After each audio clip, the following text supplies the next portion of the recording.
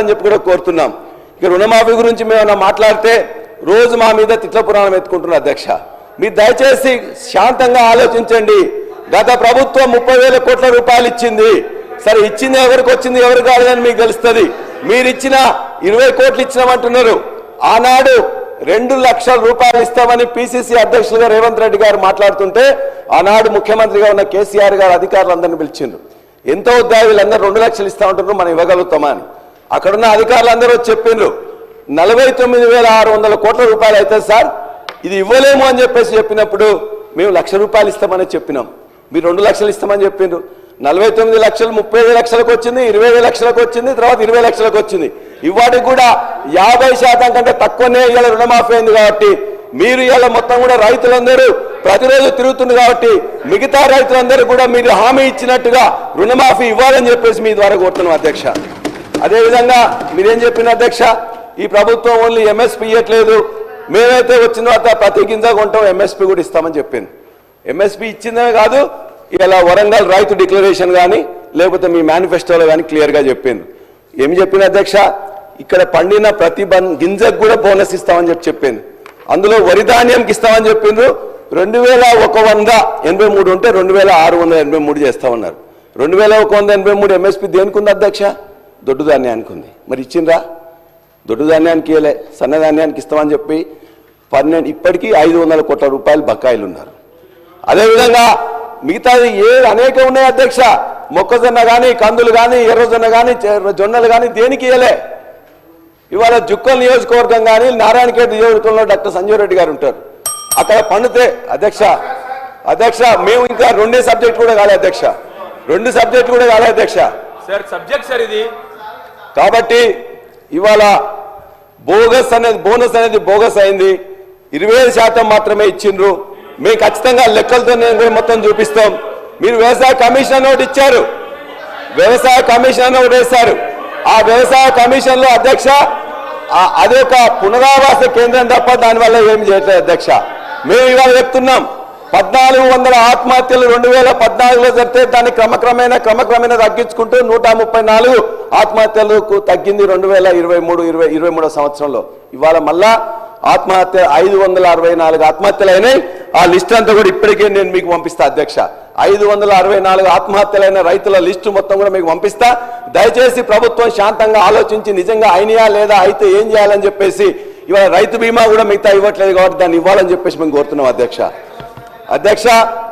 మేము ఇవన్నీ వచ్చినాయి, ఇగో ఈ పేపర్లో వచ్చినాయి అధ్యక్ష.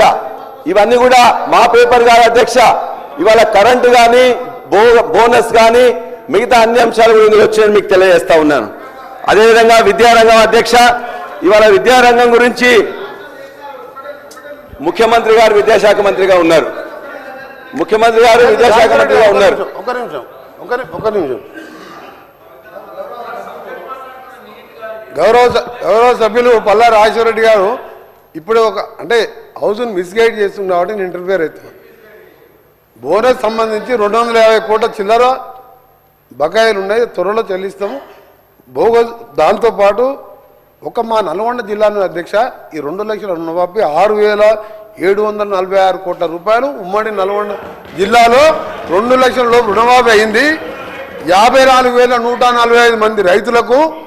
దాంతోపాటు ఉమ్మడి నల్గొండ జిల్లా 12 కాన్వెన్స్ సంబంధించి చెప్తున్నా. దాంతోపాటు 95 కోట్ల రూపాయలు మా జిల్లాలో బోనస్ సంబంధించి 80 కోట్ల రూపాయలు చెల్లించడం జరిగింది. 16 కోట్ల రూపాయలు డ్యూస్ ఉన్నాయి బోనస్. దాంతోపాటు 21,000 కోట్ల రూపాయలు 25 లక్షల మందికి ఒకటే దఫా భారతదేశ చరిత్రలో రుణమాఫీ చేయడం జరిగింది. వీళ్ళు 1,00,000 రూపాయలు అని చెప్పి 4, 5, 6 ఇన్స్టాల్మెంట్ ఇస్తే బ్యాంకు వాడు వడ్డీలకే సరిపోయింది. అందుకే దయచేసి మీరు మాట్లాడినప్పుడు కొన్ని ప్రభుత్వం చేసిన 2 లక్షల రుణమాఫీ ఏ రాష్ట్ర ప్రభుత్వం చేయలేదు అధ్యక్ష. అలాంటి విషయాలు చెప్తూ ఇంకా ఏమున్నా మీ డిమాండ్ చెప్పాలి తప్ప 600 కోట్ల బకాయిలు ఉన్నాయని చెప్పి నువ్వు చూపించండి. 600 కోట్లు ఏ జిల్లాలో ఎంత ఉందో మా దగ్గర లెక్కలు ఉన్నాయి, మీ దగ్గర పంపిస్తాం చూడండి. ఎందుకు తప్పు మాట్లాడతారు? ఎందుకు ఓర్వలేకపోతున్నారు? రైతులకు 2 లక్షల రుణమాఫీ ఒక్కసారి చేసి ఇలా దేశ చరిత్రలో ఎవరు చేయని పని చేస్తే మా గౌరవ ముఖ్యమంత్రి గారు, ఫైనాన్స్ మినిస్టర్ గారు ఎంత ఇబ్బందులున్నా 2 లక్షల రుణమాఫీ చేసిను. దాన్ని హర్షించేది పోయి ప్రతిదీ రాజకీయం చేయడం.